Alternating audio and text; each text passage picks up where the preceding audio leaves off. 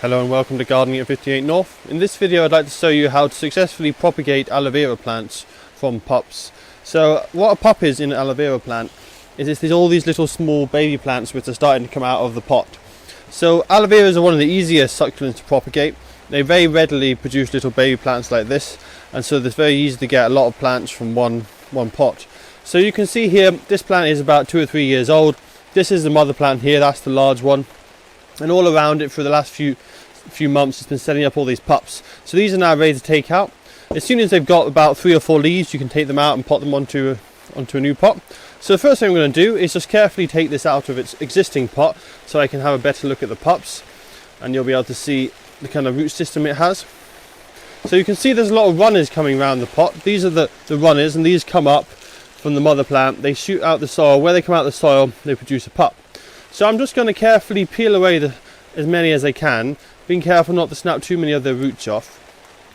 But it doesn't matter if you snap them off without any roots, because they can quite easily re-root themselves. So I'm just carefully taking all the compost away, seeing what I've got here to work with.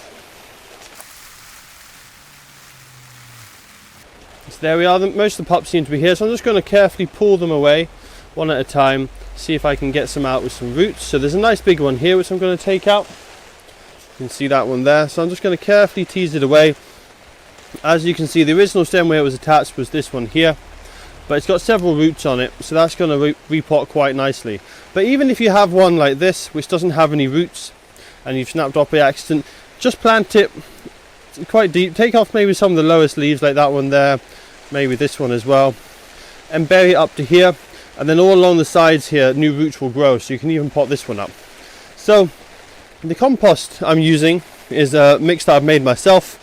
It's got a little bit of peat in there from a multi-purpose compost. That's just to give it some extra feed, and also to make sure that it's got a bit of moisture retention so it can soak out enough water.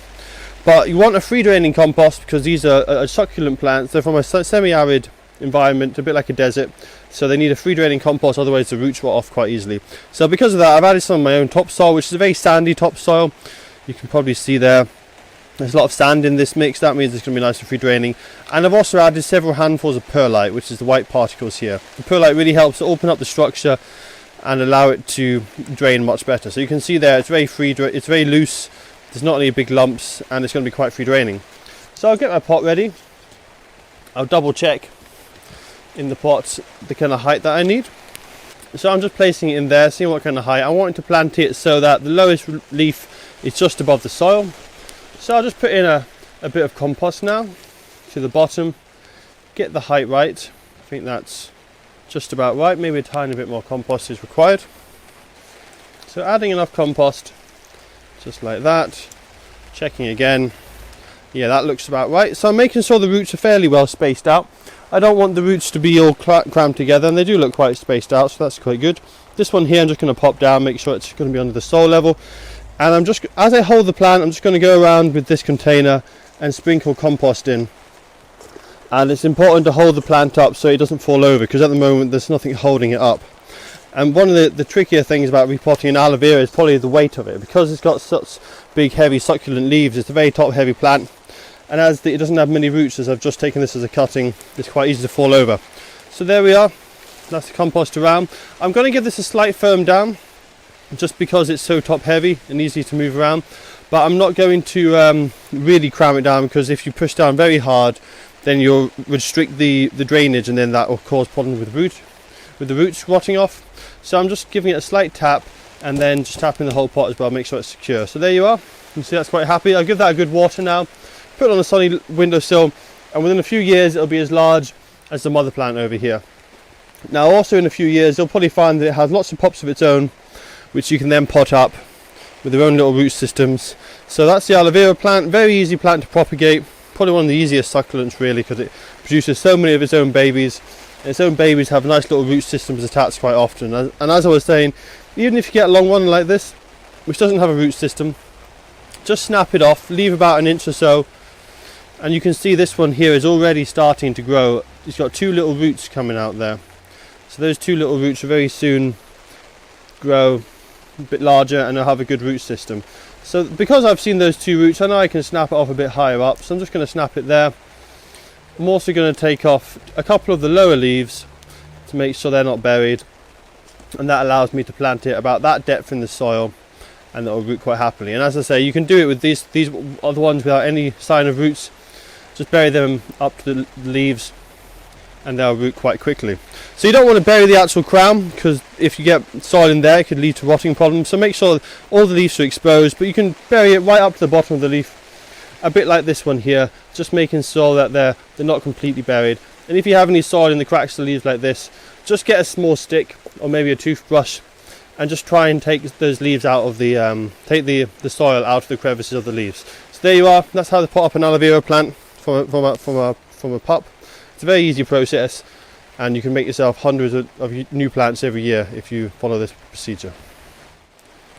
So as you can see from this, I've now removed all of the pups from the main mother plant. This makes the mother plant look a lot nicer. You can see it's not congested. You can really appreciate what the actual plant looks like instead of just seeing loads of leaves from the other ones. I still need to dust a bit more of the soil away from the leaves, but apart from that, it should be happy in its new pot. It also looks, as I say, it looks a lot nicer, but it will also do a lot better because it won't be competing with its own children for the resources in the pot. So that will now grow larger. You'll probably find that in a few weeks or maybe a couple of months' time, this will start putting up new pups again. As you can see, I've got about 12 plants here from all the pups. I actually managed to get 12 with roots on them. I've got one pot here, which is basically just a load of cuttings that I've stuck together, which have got probably about 5 or 6 cuttings. These didn't have any roots, but these will have roots soon. And so in a month or so, I can take these apart. They'll have roots, and I can pot them individually again. So that from that one plant, I'm probably going to have 15 to 20 young plants from it. And in a couple of months, I can probably start taking some more again. So as you can see, with these you can keep cropping and cropping and cropping. You can get a lot of aloes from one plant. In probably about 3 or 4 months, these little ones will maybe be the same size as this, possibly a bit smaller. This is probably about a year or two old, as I say. And by that stage, these will also start having their own pups. So you can see how quickly you can get a lot of aloe veras just from the one plant. So in the first year, you'll probably get 15 or 20.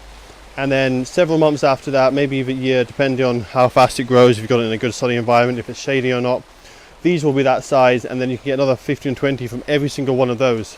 So you're talking over 100 plants easily. So that's a lot of plants just from the one. So within 2 or 3 years, you could have hundreds of aloe vera plants. You can give them away to your friends or sell them at local sales or whatever you want to do with them. So there we are. That's the aloe vera plant. As I say, very easy to propagate and a great plant to have in the house.